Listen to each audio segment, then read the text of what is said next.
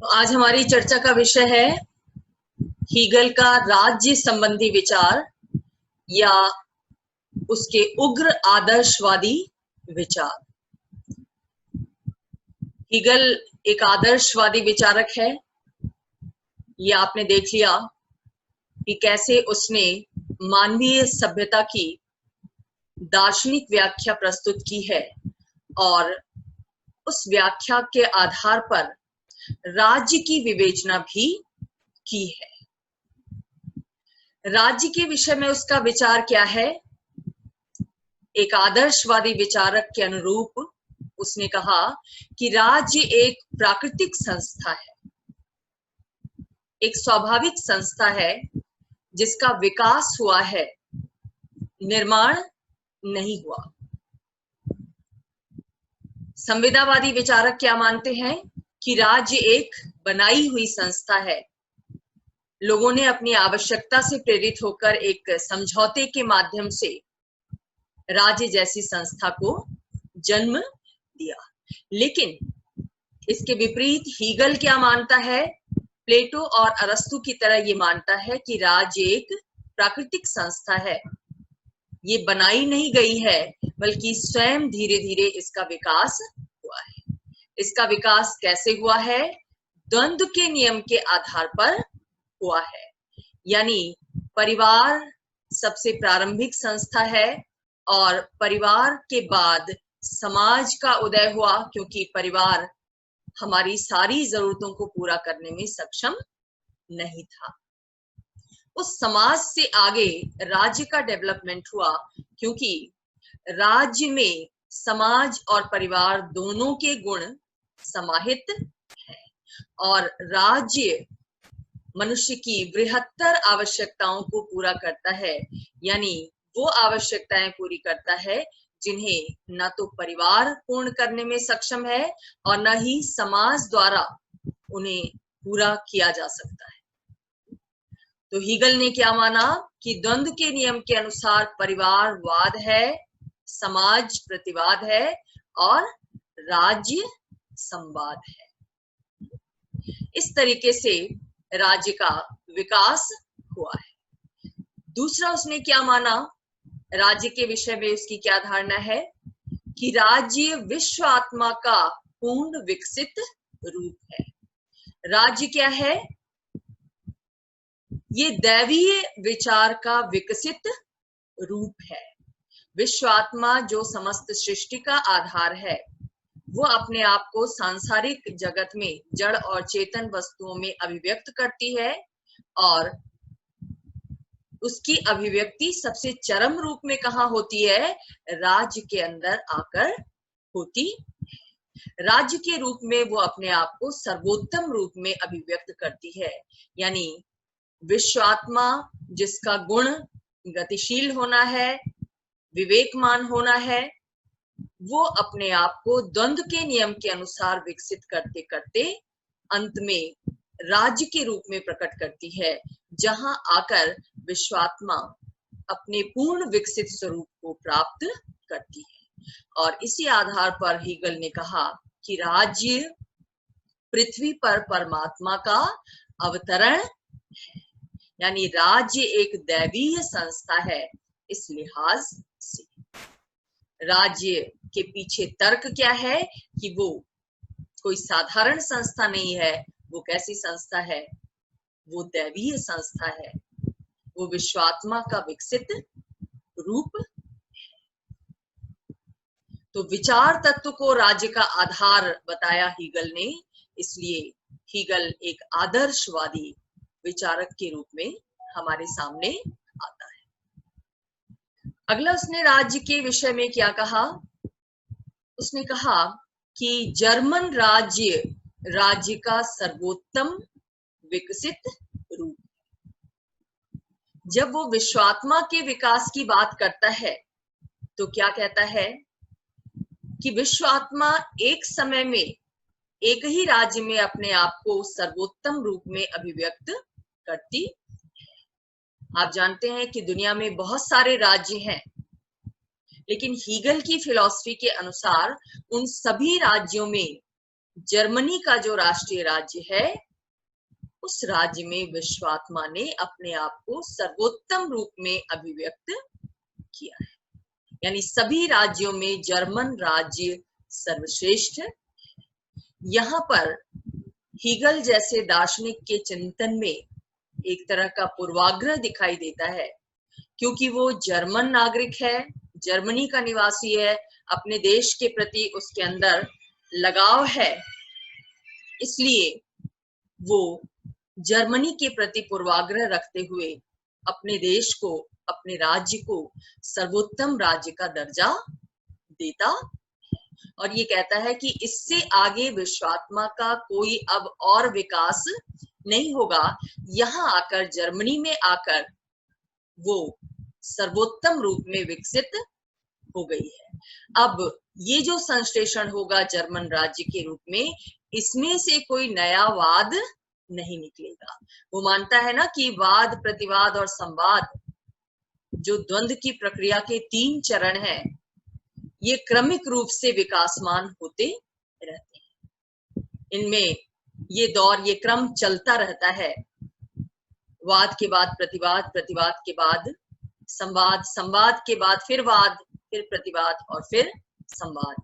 लेकिन जब जर्मन राज्य सम्मुख आएगा अपने पूर्ण विकसित रूप में, उसके बाद विश्वात्मा अपने आप को और डेवलप नहीं करेगी। यानी इसका मतलब है कि द्वंद्व का नियम जर्मन राज्य में आकर रुक जाएगा। तार्किक दृष्टि से ये उचित नहीं है, क्योंकि आलोचक इसी को आलोचना का आधार बनाते हैं कि ये एक तरह का अंतर विरोध है हीगल के चिंतन। अगली बात वो क्या कहता है, राज्य की विशेषता जब बताता है अपने, तो कहता है कि राज्य साध्य है और व्यक्ति साधन है। राज्य को उसने बहुत ज्यादा महत्व प्रदान किया है, जैसा कि सभी आदर्शवादी विचारक करते हैं। उदारवादी व्यक्ति को साध्य मानते हैं, लेकिन आदर्शवादी राज्य को साध्य मानते हैं कि राज्य स्वयं में एक लक्ष्य है और व्यक्ति उस लक्ष्य की प्राप्ति का साधन। केवल इतना ही नहीं, वो ये भी कहते हैं कि राज्य का व्यक्ति से पृथक अपना एक अलग व्यक्तित्व होता है, उसकी अपनी एक इच्छा होती है।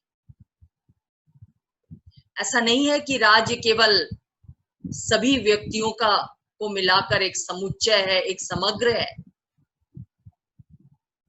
व्यक्ति राज्य के अंग है, लेकिन राज्य एक पूर्ण शरीर के रूप में है। जिस प्रकार से शरीर का महत्व, संपूर्ण शरीर का महत्व उसके अंगों से ज्यादा होता है, वैसे ही राज्य का महत्व उसका निर्माण करने वाले व्यक्तियों से ज्यादा है। इस दृष्टि से राज्य महत्वपूर्ण है और व्यक्ति उसकी तुलना में कम महत्वपूर्ण है। व्यक्ति का वजूद, व्यक्ति की सत्ता किस पर निर्भर है? राज्य की सत्ता पर निर्भर। इसके अतिरिक्त राज्य को दैवीय तो वो मानता ही है। दैवीय मानने के साथ साथ वो कहता है कि राज्य की जो सत्ता है वो सर्वोच्च है, वो निरंकुश। राज्य सर्वोच्च क्यों है? क्योंकि राज्य कोई साधारण संस्था नहीं है, ये एक दैवीय संस्था है, दैवीय विचार का विकसित रूप। जैसे हम ईश्वर को समस्त सृष्टि का नियामक, नियंता मानते हैं, वो ईश्वर जब अपने आप को राज्य में पूर्णतम रूप में अभिव्यक्त कर रहा है, तो वो राज्य भी दैवीय हो जाता है और उसकी सत्ता भी सर्वोच्च हो जाती है। वो निरंकुश भी है, उसके ऊपर किसी तरह का कोई बंधन नहीं। आपको हॉब्स का संप्रभुता सिद्धांत याद होगा। हॉब्स ने भी क्या कहा कि राज्य की सत्ता सर्वोच्च और निरंकुश है। उसने जिस लेवियाथन की बात कही, वो लेवियाथन कैसा है? सर्वोच्च है, अमर्यादित है, उस पर कोई अंकुश नहीं है। लेकिन हीगल की राज्य सत्ता और हॉब्स की राज्य सत्ता में अंतर ये है कि जहां हॉब्स का संप्रभु, हॉब्स का सत्ताधारी इसलिए सर्वोच्च है क्योंकि लोगों ने समझौता करके अपने सारे अधिकार उसे दे दिए, जबकि हीगल का राज्य, हीगल का सत्ताधारी इसलिए सर्वोच्च और निरंकुश है क्योंकि वो दैवीय विचार का विकसित रूप। साथ ही उसने माना कि राज्य एक उद्देश्यपरक संस्था है। वो अरस्तु की टेलियोलॉजी में विश्वास रखता है, जैसा आप देख चुके हैं, जिसके तहत ये माना जाता है कि हर वस्तु का कोई ना कोई निश्चित उद्देश्य होता है। निरुद्देश्य कुछ भी नहीं होता इस संसार में।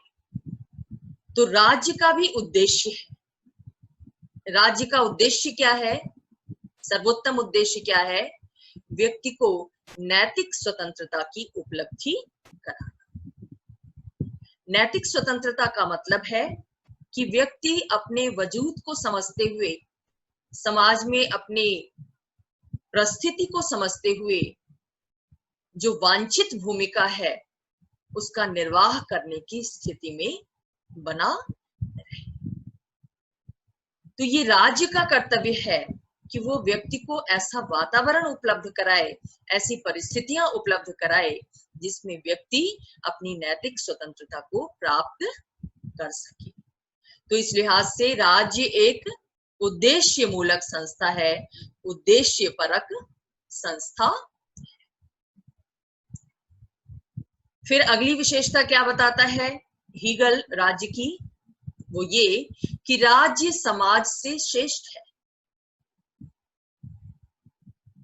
बहुत सारी विचारधाराओं में और खासतौर से हीगल के समय में जो उदारवादी लोग थे, विचारक थे, वो राज्य की तुलना में समाज को प्रमुखता प्रदान करते थे। और समाजवादियों ने तो समाज को प्रमुखता प्रदान की ही है। लेकिन इनके विपरीत हीगल की क्या मान्यता है कि राज्य समाज से श्रेष्ठ है। क्यों श्रेष्ठ है? एक तो विकास क्रम में अगर हम देखें तो समाज राज्य से पहले आया है और राज्य समाज का विकसित रूप है। और दूसरे, राज्य उन कार्यों को करने में सक्षम है जिन्हें समाज करने में सक्षम नहीं है। बहुत से ऐसे व्यापक उद्देश्य है। व्यक्ति का सर्वोत्तम नैतिक विकास जो केवल समाज के द्वारा नहीं किया जा सकता, क्योंकि समाज में जो प्रतिस्पर्धा का भाव होता है, जो स्वार्थ की भावना होती है, इसका निर्माण करने वाले विभिन्न लोगों में, वो हर को नैतिक दृष्टि से स्वतंत्र बनाने में बाधक साबित होती है। राज्य इन बाधाओं को दूर करने का कार्य करता है। तो इन दो दृष्टियों से, उत्पत्ति की दृष्टि से और कार्य की दृष्टि से, राज्य समाज से श्रेष्ठ है, उत्तम है। राज्य, हीगल ये मानता है कि उसकी सत्ता इतनी असीमित है कि वो नैतिक नियमों से भी सीमित नहीं होता। बोधा वगैरह ने क्या माना था कि राज्य प्राकृतिक कानूनों से सीमित होता है, संप्रभु प्राकृतिक कानूनों से सीमित होता है, नैतिक नियमों से सीमित होता है। लेकिन हीगल क्या मानता है कि राज्य नैतिक दृष्टि से भी निरंकुश है, यानी उस पर नैतिकता के नियमों का भी कोई बंधन नहीं है। क्यों? क्योंकि राज्य एक दैवीय संस्था है और दैवीय विचार में नैतिकता का भाव स्वयं समाहित है, यानी राज्य स्वयं नैतिकता का सृजक है। उचित अनुचित क्या है, न्याय अन्याय क्या है, इसका निर्धारण राज्य के द्वारा किया जाता है। इसलिए राज्य जो स्वयं नैतिकता का निर्धारक है, लेकिन खुद नैतिकता के नियमों से बाधित नहीं है। भारतीय धर्म ग्रंथों में भी आपने देखा कि राजा या शासक धर्म के नियमों से शासित होता है, लेकिन हीगल के चिंतन में जो राज्य है वो धर्म और नैतिकता के नियमों से प्रतिबंधित नहीं होता। उसकी सत्ता इनसे भी परे है, क्योंकि वो खुद एक नैतिक संस्था है, खुद नैतिकता का निर्धारक। हीगल के इन विचारों के आधार पर ही उसको एक सर्वाधिकारवादी विचारक कहते हैं, जो राज्य के अंदर सारे अधिकार मानता है, उसके कोई कर्तव्य विशेष नहीं मानता सिवाय नैतिक स्वतंत्रता उपलब्ध कराने के। बाकी सारे उसके अधिकार ही अधिकार हैं। इसलिए हीगल का राज्य एक सर्वाधिकारवादी राज्य कहा जाता है। और यहाँ पर उसका उग्र आदर्शवाद यानी राज्य का उग्र समर्थन दिखाई देता। अपने उग्र आदर्शवादी विचारों के तहत ही उसने ये भी बताया कि व्यक्ति की स्वतंत्रता राज्य में ही संभव। लॉक वगैरह ने क्या कहा था कि व्यक्ति राज्य से पहले भी स्वतंत्रता का उपभोग करता था। रूसो ने भी प्रारंभिक प्राकृतिक अवस्था को आदर्श बर्बर की अवस्था कहा था, क्योंकि उसमें व्यक्ति स्वतंत्र और संतुष्ट था। लेकिन हीगल जैसा आदर्शवादी विचारक ये मानता है कि राज्य के बिना व्यक्ति की स्वतंत्रता संभव नहीं है। व्यक्ति को अगर स्वतंत्रता प्राप्त करनी है तो उसकी ये ड्यूटी बनती है कि वो राज्य के सदस्य के रूप में राज्य के आदेशों का, राज्य के कानूनों का पालन करे, क्योंकि राज्य से बाहर जाकर उसका कोई वजूद नहीं है, उसकी कोई स्वतंत्रता और कोई अधिकार सुरक्षित नहीं रह सकता। ये राज्य ही है जो अपनी विभिन्न मशीनरी के माध्यम से, विभिन्न कानूनों के माध्यम से व्यक्ति की स्वतंत्रता की रक्षा करता। तो व्यक्ति को अगर स्वतंत्रता चाहिए तो उसे राज्य की आज्ञाओं का पालन करना चाहिए, और राज्य की आज्ञा का पालन करते समय व्यक्ति को राज्य के विरोध का कोई अधिकार नहीं है। हॉब्स ने तो सीमित परिस्थितियों में व्यक्ति को राज्य के विरोध का अधिकार दिया है। कौन सी सीमित परिस्थिति? कि अगर शासक या संप्रभु व्यक्ति के जीवन की रक्षा करने में विफल हो जाता है तो लोग उसका विरोध कर सकते हैं, भले ही उस विरोध का परिणाम जो भी हो, लेकिन विरोध का अधिकार उन्हें दिया था हॉब्स। लेकिन हीगल ने तो इस अधिकार को सिरे से खारिज कर दिया, यानी किसी भी स्थिति में व्यक्ति को राज्य के विरोध का अधिकार नहीं है। यहाँ पर हीगल ये कहता है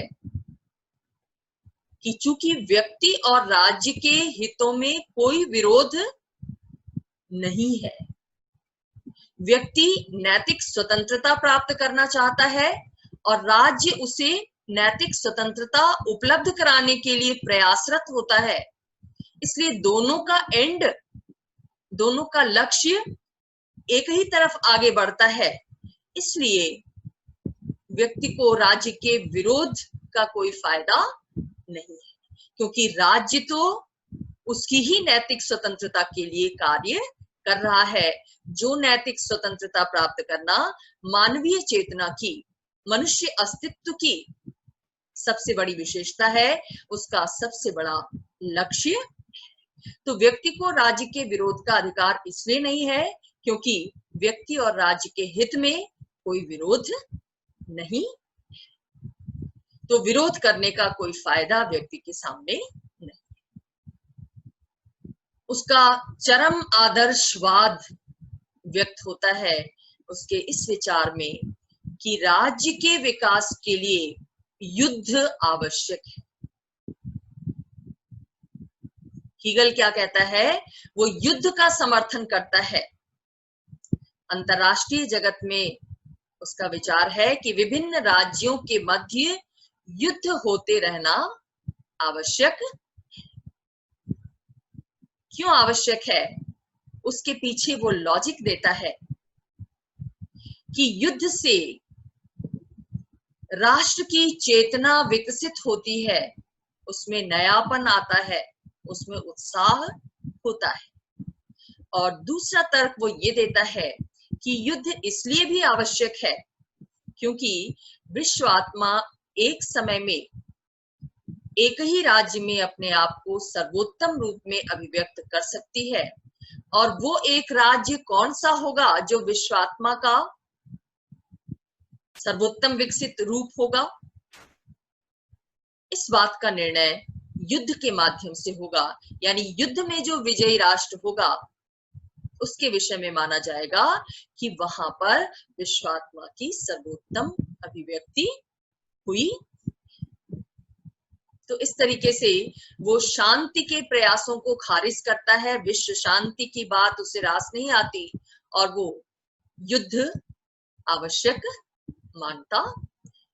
हालांकि इसके लिए हीगल को बहुत ज्यादा क्रिटिसाइज किया गया आलोचकों के द्वारा कि वो विश्व शांति के विचार का समूल नाश कर देना चाहता है युद्ध के विचार को प्रस्तुत करके। अब इसकी आलोचना को बाद में समग्र रूप में देखेंगे कि हीगल के विचारों की विचारकों ने किन रूपों में आलोचना की है। उससे पहले हम ये देखेंगे कि शासन व्यवस्था के विषय में हीगल के क्या विचार हैं। शासन व्यवस्था, जैसा आप जानते हैं, कि राज्य के अमूर्त स्वरूप को मूर्त रूप प्रदान करती है। लेकिन वो शासन व्यवस्था कैसी हो, इस विषय में हर विचारक के अपने विचार होते हैं, उन विचारों के पीछे अपना तर्क होता है। हीगल के साथ भी ऐसा ही है। हीगल संवैधानिक राजतंत्रीय व्यवस्था को, शासन व्यवस्था को सर्वश्रेष्ठ शासन कहता है। वो निरंकुश तंत्र को वाद मानता है। सबसे प्रारंभिक शासन व्यवस्था कौन सी थी? निरंकुश तंत्र। उसके बाद लोकतंत्र आया हीगल के विचारों के अनुसार, जो प्रतिवाद के रूप में डेवलप हुआ, और संवाद के रूप में वो संवैधानिक राजतंत्र को देखता। इस संवैधानिक राजतंत्र की खासियत क्या है? हीगल की दृष्टि में राजा इसमें सर्वोच्च शासक होता है, लेकिन राजा किसकी सलाह के आधार पर कार्य करता है? मंत्रियों की सलाह के आधार पर कार्य करता है। लेकिन मंत्रियों की नियुक्ति, जैसा कि संसदीय व्यवस्था में होता है, संसदीय लोकतंत्र में होता है, किस आधार पर होती है? संसद में प्राप्त बहुमत के आधार पर होती है। जिस राजनीतिक दल को संसद में बहुमत प्राप्त होता है, सबसे ज्यादा सीटें प्राप्त होती हैं, उसका नेता प्रधानमंत्री बनता है, और फिर उसकी सहायता और सलाह से मंत्रिपरिषद के अन्य सदस्यों की नियुक्ति होती है। मंत्रिपरिषद का गठन इस तरीके से लोकतांत्रिक शासन व्यवस्था में, संसदीय लोकतंत्र में होता है। लेकिन हीगल जिस संवैधानिक राजतंत्र की बात करता है, उसमें वो कहता है कि राजा मंत्रियों की सलाह से तो कार्य करेगा, लेकिन मंत्रियों की नियुक्ति और पदच्युति का अधिकार उसे ही होगा। संसद में बहुमत के आधार पर यह तय नहीं किया जाएगा कि कौन मंत्री होगा, कौन सरकार का मुखिया। ये थी उसकी संवैधानिक राजतंत्रीय व्यवस्था, जिसको वो सर्वश्रेष्ठ शासन व्यवस्था के रूप में हमारे सामने रखता। इसके अलावा शासन व्यवस्था पर चर्चा करते समय उसने सरकार के 3 अंगों की चर्चा की है। सामान्यतया आज भी आधुनिक समय में सरकार के 3 अंग माने जाते हैं, विधायिका, कार्यपालिका और न्यायपालिका। लेकिन हीगल जिन 3 अंगों की चर्चा करता है वो है विधायिका, कार्यपालिका और राजपद। वो राजपद के अंतर्गत न्यायिक कार्यों को समाहित मानता है, यानी न्यायिक कार्यों को संपन्न करने का अधिकार भी राजा के हाथों में होना चाहिए। लेकिन इन 3 अंगों की विवेचना करने के साथ वो ये भी कहता है कि इन 3 अंगों में खासतौर से विधायिका और कार्यपालिका की तुलना जब हम करते हैं तो तुलनात्मक दृष्टि से कार्यपालिका ज्यादा महत्वपूर्ण है बजाय व्यवस्थापिका की। हीगल ये मानता है कि कार्यपालिका यानी वो सरकारी अधिकारी जो सरकार के निर्णयों को क्रियान्वित करते हैं, विधायिका के निर्णयों को क्रियान्वित करते हैं, उनके अंदर समाज की समस्याओं को समझने की कहीं ज्यादा व्यापक दृष्टि होती। इसलिए कार्यपालिका के सदस्य यानी सरकारी अधिकारी ज्यादा महत्वपूर्ण और इसीलिए कानून बनाने का अधिकार उन्हें ही वास्तव में प्राप्त होना चाहिए। फिर प्रश्न उठता है विधायिका को क्या काम करना चाहिए?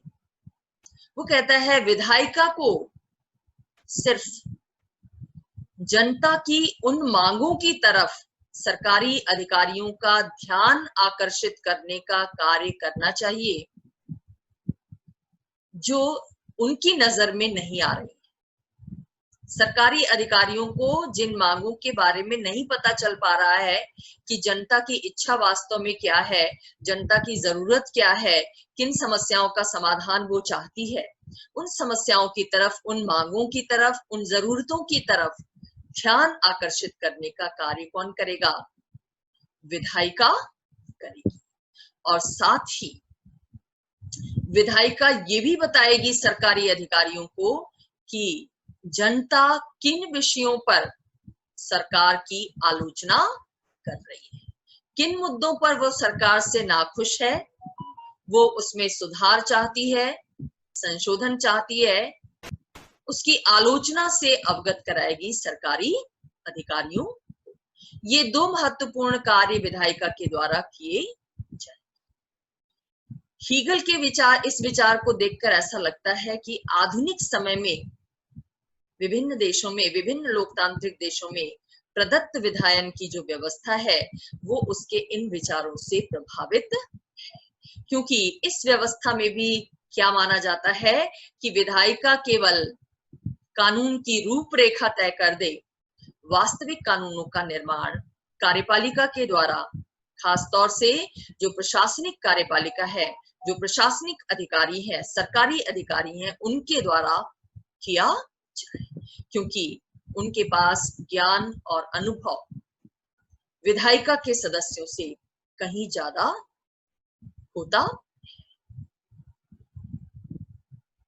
तो विधायिका और कार्यपालिका के संबंधों की चर्चा करने के बाद हीगल ने द्विसदनात्मक विधायिका की बात कि विधायिका का स्वरूप कैसा होना चाहिए। वो कहता है कि 2 सदन होने चाहिए, जिनमें से एक सदन कुलीन तंत्रीय आधार पर गठित होना चाहिए, यानी वैसे ही जैसे आजकल ब्रिटिश लॉर्ड सभा, जो ब्रिटिश पार्लियामेंट का दूसरा सदन है, उसका गठन होता है। कुलीन लोगों को, समाज के संभ्रांत लोगों को, चाहे वो ज्ञान के आधार पर संभ्रांत हो या संपत्ति के आधार पर संभ्रांत हो या वंश परंपरा के आधार पर संभ्रांत हो, उनको लॉर्ड सभा की सदस्यता प्रदान की जाती है। वैसे ही हीगल भी कहता है कि एक सदन ऐसा जरूर होना चाहिए जिसमें कुलीनता को प्रतिनिधित्व प्राप्त हो सके, और दूसरा सदन जनता द्वारा निर्वाचित होना चाहिए, यानी वो जनप्रतिनिधियों का सदन होना चाहिए। इन जनप्रतिनिधियों का चुनाव मताधिकार की व्यवस्था के माध्यम से होना चाहिए, यानी जनता को उन प्रतिनिधियों को चुनकर भेजने का अधिकार होना चाहिए। लेकिन जनता में किन लोगों को मत देने का अधिकार होना चाहिए, प्रतिनिधियों को चुनने का अधिकार होना चाहिए। हीगल कहता है सभी वयस्क लोगों को नहीं, बल्कि मत देने का अधिकार कुछ शिक्षित और संपत्तिवान लोगों को प्राप्त होना चाहिए, क्योंकि इनके अंदर जिम्मेदारी का भाव ज्यादा होता है, वो सही प्रतिनिधियों का चुनाव कर पाएंगे।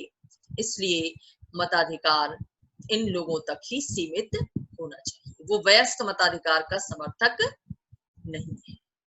जॉन स्टुअर्ट मिल जब प्रतिनिधित्व की बात करता है तो वो भी यही कहता है कि मताधिकार सीमित होना चाहिए, शिक्षा के आधार पर, संपत्ति के आधार पर मत देने का अधिकार मिलना चाहिए। वो बहुल मताधिकार की बात करता है कि जो शिक्षित लोग हैं उनको एक से ज्यादा वोट देने का अधिकार मिलना चाहिए, ताकि संसद में जो प्रतिनिधि चुनकर पहुंचे वो योग्य हों, वो काबिल हों, वो जनता की आकांक्षाओं के अनुरूप।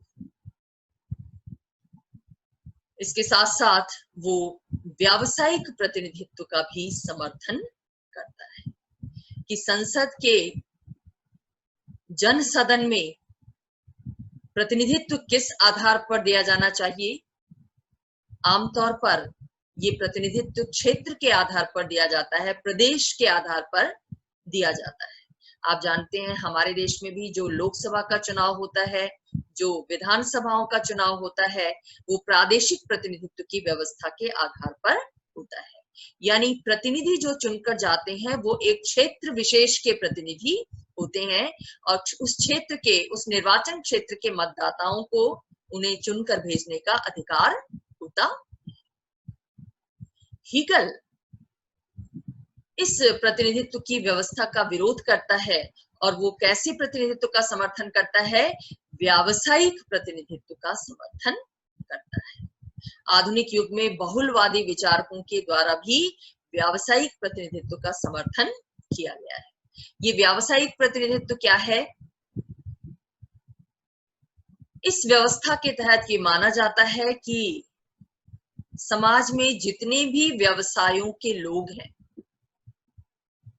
उनका रिप्रेजेंटेशन संसद में या विधानसभा में होना चाहिए। यानी शिक्षक, वकील, डॉक्टर्स, इंजीनियर्स, जितने भी पेशे वाले लोग हैं, उद्योगपति, मजदूर, किसान, ये सब अलग अलग व्यवसाय से जुड़े हुए लोग हैं और इन व्यवसाय को करने वाले लोगों को अपने प्रतिनिधियों को चुनकर संसद में भेजने का अधिकार प्राप्त होना चाहिए, क्योंकि क्षेत्रीय आधार पर प्रतिनिधित्व देने से प्रतिनिधित्व पूर्ण नहीं होता। यानी जो प्रतिनिधि चुनकर जाता है वो सभी समस्याओं का समाधान करने की दृष्टि नहीं रख पाता। एक व्यवसाय से जब चुनकर जाएगा व्यक्ति, प्रतिनिधि, तो कम से कम वो उस व्यवसाय के लोगों से की जो समस्याएं हैं, उनकी जो चुनौतियां हैं, उनकी जो आवश्यकताएं हैं, उनसे नजदीकी से परिचित होगा, शासन में जाकर उन समस्याओं से अवगत कराएगा संबंधित अधिकारियों को, तो ज्यादा इफेक्टिव नीति निर्माण होगा, ज्यादा प्रभावी नीति निर्माण होगा, जिससे जनता की जरूरतों की पूर्ति हो सकेगी, समस्याओं का समाधान हो सकेगा। तो इस तरह से शासन व्यवस्था के संबंध में सरकार के अंगों से लेकर, शासन तंत्र से लेकर प्रतिनिधित्व के आधार तक की विवेचना हीगल के द्वारा अपने विभिन्न ग्रंथों में की गई। तो हीगल के राजनीतिक दर्शन को देखने के बाद हम ये देखेंगे कि आलोचकों ने किन आधारों पर उसके चिंतन की आलोचना की है, क्योंकि कोई भी विचार अपने आप में पूर्ण नहीं होता, आलोचना का स्कोप उसमें बच ही जाता है। हीगल के साथ भी ऐसा ही है।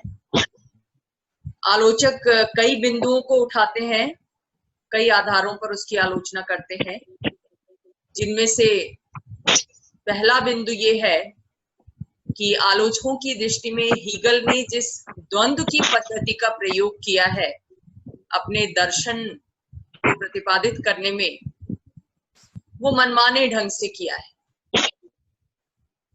जैसे उसने ये तो कह दिया फेनोमेनोलॉजी ऑफ स्पिरिट में कि कला, धर्म और दर्शन,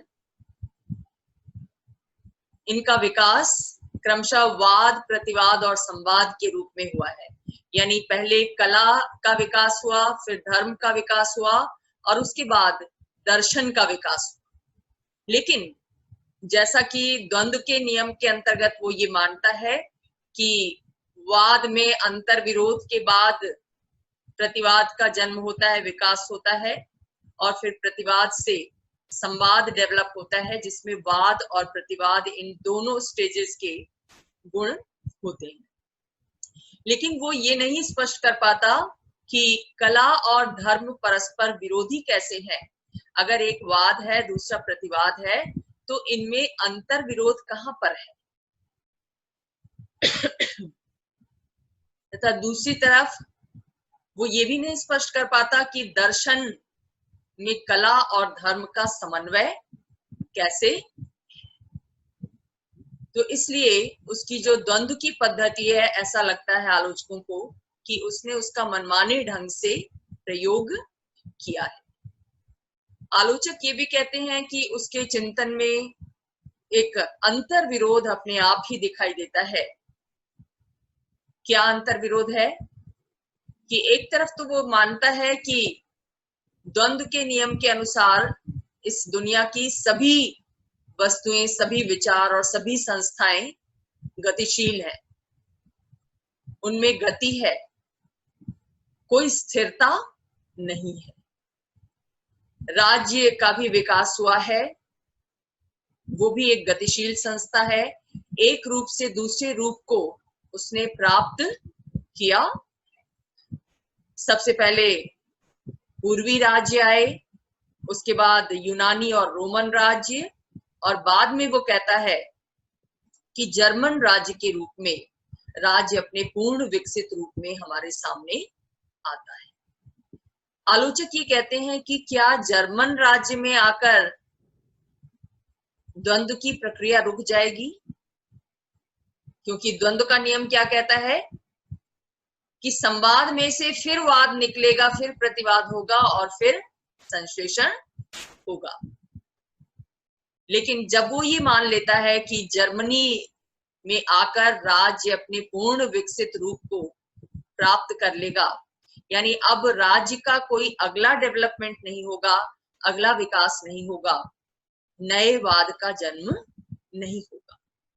तो ये बात अपने आप में अंतर विरोधी है कि एक तरफ तो वो द्वंद्व के नियम के अनुसार मानता है कि द्वंद्व की प्रक्रिया हमेशा चलती रहती है, कभी रुकती नहीं है, और दूसरी तरफ वो कहता है कि जर्मन राज्य में आकर राज्य की विकास प्रक्रिया रुक जाएगी, द्वंद्व का नियम यहाँ पर समाप्त हो जाएगा।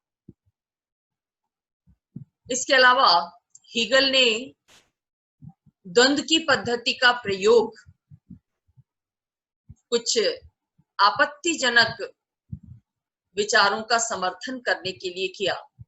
वो आपत्तिजनक विचार क्या है कि वो जर्मनी के निरंकुश राजतंत्र को सर्वश्रेष्ठ शासन व्यवस्था घोषित करता है, और शासन व्यवस्थाओं के विकास के क्रम में लोकतंत्र को वो संवैधानिक राजतंत्र से कम महत्व देता। आज के युग में जहां पर लोकतंत्र सबसे ज्यादा लोकप्रिय शासन व्यवस्था है, वहां पर ऐसा विचार आलोचकों को रास नहीं आता, अप्रासंगिक सा प्रतीत होता। केवल इतना ही नहीं, आगे चलकर इस द्वंद्वात्मक पद्धति का प्रयोग किसके द्वारा किया गया? कार्ल मार्क्स के द्वारा किया गया, अपने समाजवादी विचारों का प्रतिपादन करने के लिए। मार्क्स ने भी द्वंद्व के नियम के अनुसार विभिन्न इतिहास के विभिन्न युगों की व्याख्या की है, राज्य की व्याख्या की है। लेकिन इसी पद्धति का प्रयोग करते हुए मार्क्स ने जहां राज्य को कैसी संस्था घोषित किया कि वो एक वर्गीय संस्था है। मार्क्स क्या कहता है कि राज्य की मशीनरी का प्रयोग हर युग में किसके द्वारा किया गया? संपत्तिशाली वर्ग के द्वारा अपने हितों की रक्षा करने के लिए किया गया और संपत्ति विहीन वर्ग के शोषण के लिए किया गया। इसलिए राज्य एक ऐसी संस्था है मार्क्स की दृष्टि में, ये एक वर्गीय संस्था है, एक शोषणकारी संस्था। वहीं हीगल क्या कहता है? वो भी द्वंद्व की पद्धति का प्रयोग करता है, लेकिन राज्य के विषय में उसका निष्कर्ष अलग है। वो राज्य को एक दैवीय संस्था मानता है, एक कल्याणकारी संस्था मानता है, एक नैतिक संस्था मानता है। तो एक ही पद्धति का प्रयोग करते हुए दो विचारक राज्य के विषय में अलग अलग निष्कर्ष पर पहुंच रहे हैं। इससे ऐसा लगता है कि ये द्वंद्व की पद्धति वैज्ञानिक नहीं है। अगर वैज्ञानिक होती तो दोनों के निष्कर्ष एक जैसे होते, उनमें समानता होती, लेकिन ऐसा नहीं है। तो इस द्वंद्व की पद्धति जिसको हीगल ने अपने दर्शन में बहुत महत्व दिया, अपने दर्शन की व्याख्या द्वंद्व के सिद्धांत के आधार पर की, ये द्वंद्व की पद्धति आलोचकों को वैज्ञानिक प्रतीत नहीं होती, उस पर संदेह होता है। और कैटलिन इस पद्धति को क्या कहते हैं कि ये एक मनोरंजक बौद्धिक उपहास है, जिसका जब जी चाहता है, जिस रूप में चाहता है, वो उसका प्रयोग कर लेता है, जैसा हीगल और मार्क्स के संदर्भ में देखने को मिला। इसके अलावा आलोचक ये कहते हैं कि हीगल ने जिस निरंकुश राज्य का प्रतिपादन किया, उसने क्या कहा कि राज्य एक दैवीय विचार है जिस पर किसी का कोई बंधन नहीं है, उसकी शक्ति सर्वोच्च है, निरंकुश है, व्यक्ति को उसका विरोध करने का अधिकार नहीं है, यहाँ तक कि नैतिकता का निर्धारक भी वही है, उस पर नैतिकता के नियम भी लागू नहीं होते। ऐसी स्थिति में, ऐसे राज्य में व्यक्ति की स्वतंत्रता का कोई महत्व नहीं रह जाता। ऐसा राज्य अधिनायकवादी राज्य बन जाता है, सर्वाधिकारवादी राज्य बन जाता है, जिसमें राज्य को ही सर्वे सर्वा माना जाता है, उसके ही अधिकारों की बात की जाती है, उसकी इच्छा की बात की जाती है, व्यक्ति के अधिकारों और उसकी स्वतंत्रताओं की परवाह नहीं की जाती। यहाँ तक कि हीगल के राज्य में व्यक्ति को राज्य के विरोध का, राज्य की आलोचना करने का भी कोई अधिकार नहीं। तो बार्कर जैसे विद्वान क्या कहते हैं कि हीगल के चिंतन में राष्ट्रीय राज्य के विचार को एक रहस्यात्मक स्तर तक पहुंचा दिया गया है। और व्यावहारिक दृष्टि से ब्राउन क्या लिखते हैं कि व्यावहारिक दृष्टि से हीगल के सिद्धांत का अर्थ है आत्मिक दासता, यानी व्यक्ति को राज्य का दास बना दिया गया है। शारीरिक अधीनता, अनिवार्य सैनिक भर्ती और राष्ट्रीय हितों के लिए युद्ध। हीगल पर आरोप है कि उसके ही विचारों ने 20वीं शताब्दी की दो सर्वाधिकारवादी विचारधाराओं को जन्म दिया। वो सर्वाधिकारवादी विचारधाराएं थी फासीवाद और साम्यवाद। फासीवाद आप जानते हैं कि इटली में मुसोलिनी के नेतृत्व में, फासी दल के नेतृत्व में तानाशाही शासन व्यवस्था स्थापित की गई थी, जिसमें एक नेतृत्व को, एक कार्यक्रम को फॉलो करने का आदेश सभी नागरिकों को था, वो कोई क्वेश्चन नहीं कर सकते थे। और दूसरी तरफ जो साम्यवादी व्यवस्था दुनिया में सामने आई, उसमें एक दल की तानाशाही स्थापित की गई, वो दल था साम्यवादी दल। उस तानाशाही व्यवस्था में व्यक्तिगत स्वतंत्रता का किस तरीके से हनन होता है, इससे आप वाकिफ। आलोचक ये भी कहते हैं कि हीगल के चिंतन में क्या कहा गया है कि व्यक्ति की स्वतंत्रता राज्य की आज्ञा के पालन में ही निहित है। यानी व्यक्ति तभी स्वतंत्र रह सकता है जब वो राज्य के आदेशों का पालन करता जाए, कोई प्रश्न न करे। लेकिन ये बात वास्तविकता से परे है।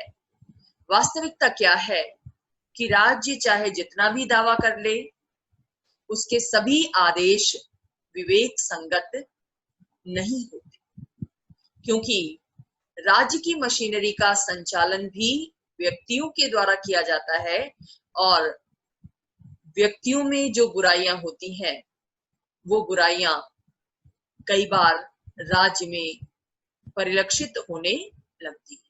इसीलिए इन बुराइयों को दूर करने के लिए ही लोकतंत्र में खास तौर से व्यक्ति के हाथ में ये अस्त्र दिया जाता है कि वो सरकार के कार्यों की, राज्य के कार्यों की, राज्य के कानूनों की आलोचना करे, उसे बताए कि मौजूदा कानून में ये कमियां हैं, इन कमियों के कारण लोगों की स्वतंत्रता और अधिकार सुरक्षित नहीं है।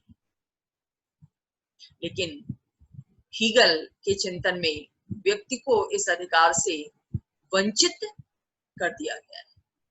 वहां पर राज्य को इतना ज्यादा दैवीय बना दिया गया है, इतना ज्यादा पूर्ण बना दिया गया है कि व्यक्ति के सामने उसकी आज्ञा के पालन के और कोई विकल्प नहीं रह जाता। आलोचक ये भी कहते हैं कि हीगल का दर्शन बहुत ज्यादा दार्शनिक है, बहुत ज्यादा बौद्धिक है, बहुत ज्यादा तार्किक है और इस वजह से जटिल हो गया है, स्पष्ट नहीं है, आसानी से समझ में आने योग्य नहीं। The real is the rational and the rational is the real। इस एक सेंटेंस में, एक वाक्य में, एक उद्धरण में हीगल का चिंतन समाहित है, लेकिन ये उद्धरण अपने आप में बहुत जटिलता समेटे हुए है। इसको समझ पाना आम आदमी के वश की बात नहीं है, ऐसा आलोचक मानते हैं। व्यावहारिक दृष्टि से उसके युद्ध संबंधी जो विचार हैं वो भी विश्व शांति के लिहाज से भयानक है। वो कहता है ना कि राज्य के विकास के लिए युद्ध आवश्यक है, अनिवार्य है, व्यक्ति के विकास की दृष्टि से भी और राज्य के विकास की दृष्टि से। व्यक्ति में गतिशीलता आती है, ऊर्जा आती है युद्ध की परिस्थितियों में। राज्य की क्षमता का पता भी युद्ध के माध्यम से ही चलता है कि कौन सा राज्य कितना क्षमतावान है, कितना शक्तिशाली है। इसलिए वो शांति की बात नहीं करता, वो युद्ध की बात करता है। वो कहता है कि जैसे समुद्र में आने वाले तूफान से समुद्र की गंदगी साफ हो जाती है, वैसे ही युद्ध होते रहने से राष्ट्रीय और अंतरराष्ट्रीय राजनीति की जो गंदगी है, सार्वजनिक जीवन का जो भ्रष्टाचार है, वो समाप्त होता रहता है और देश गृह युद्ध से भी बचा रहता। लेकिन ये बात आज के दौर में अप्रासंगिक है, क्योंकि आज हम वैश्विक नागरिकता की बात करते हैं कि हर व्यक्ति एक ग्लोबल सिटीजन है। दुनिया के सभी राष्ट्रों के प्रति, सभी लोगों के प्रति हर व्यक्ति का दायित्व है। धरती एक है। ऐसे में हीगल का ये कहना कि राष्ट्रीय राज्य राज्य के विकास का अंतिम चरण है, ये बात व्यावहारिक दृष्टि से, ऐतिहासिक दृष्टि से उचित प्रतीत नहीं होती। तो आलोचक कई बिंदुओं के आधार पर आलोचना करते हैं हीगल की, लेकिन इन आलोचनाओं के बावजूद हीगल का राजनीतिक चिंतन को जो महत्वपूर्ण योगदान है वो है उसकी द्वंद्वात्मक पद्धति और राष्ट्रीय राज्य का विचार। लंबे समय तक दुनिया में होने वाले परिवर्तनों को समझने में द्वंद्वात्मक पद्धति एक दार्शनिक साधन के रूप में कार्य करती रही। बहुत से विचारकों के द्वारा इस पद्धति को अपनाया गया, इतिहास की व्याख्या करने में इसका सहारा लिया गया। मानव सभ्यता के इतिहास में जो परिवर्तन हुए समय समय पर, उसको इस पद्धति के आधार पर ही व्याख्यायित करने की कोशिश की गई। और राष्ट्रीय राज्य का विचार पहली बार बहुत उत्तम रूप में, बड़े जोर के साथ हीगल के चिंतन में ही घोषित हुआ। हीगल के चिंतन से ही, उसके सिद्धांतों से ही उसको पोषण मिला। साथ ही उसने ये भी स्थापित किया कि व्यक्ति के लिए राज्य का महत्व कितना ज्यादा, व्यक्ति राज्य का अनिवार्य अंग है, उसके बिना व्यक्ति का विकास संभव नहीं। जितनी भी बाद की विचारधाराएं सामने आई, चाहे वो उदारवादी आदर्शवाद रहा हो, साम्यवाद रहा हो या फासीवादी विचारधारा रही हो, उन सब ने हीगल से प्रेरणा ग्रहण की। 20वीं शताब्दी में एनालिटिकल मूवमेंट शुरू हुआ। इस मूवमेंट में भी इस बात को स्वीकार किया गया कि विभिन्न समस्याओं को समझने में तार्किक पद्धति का सहारा लिया जाना चाहिए। तर्क का अपना महत्व है, साथ ही जो साइंटिफिक डेवलपमेंट होते हैं उनके साथ दार्शनिकों को कदम ताल करते हुए चलना चाहिए, मतलब उसके साथ साथ चलना चाहिए। दर्शन का विकास भी साइंटिफिक टेम्परामेंट के अनुसार होना चाहिए, वैज्ञानिक प्रवृत्ति के साथ होना चाहिए, और इसमें भी हीगल का प्रभाव ही हमें नजर आता है। तो बीच में थोड़े से समय को छोड़कर, जब हीगल का चिंतन थोड़ा अप्रासंगिक सा दिख रहा था, उस एक समय को छोड़ दिया जाए तो शुरू से लेकर अब तक हीगल के चिंतन का, उसके दर्शन का प्रभाव किसी न किसी रूप में दिखाई देता है। नाना समसामयिक मूवमेंट्स के रूप में, आंदोलनों के रूप। तो ये था हीगल। अब हीगल के संबंध में यदि कोई प्रश्न हो तो आप पुट अप कर सकते हैं।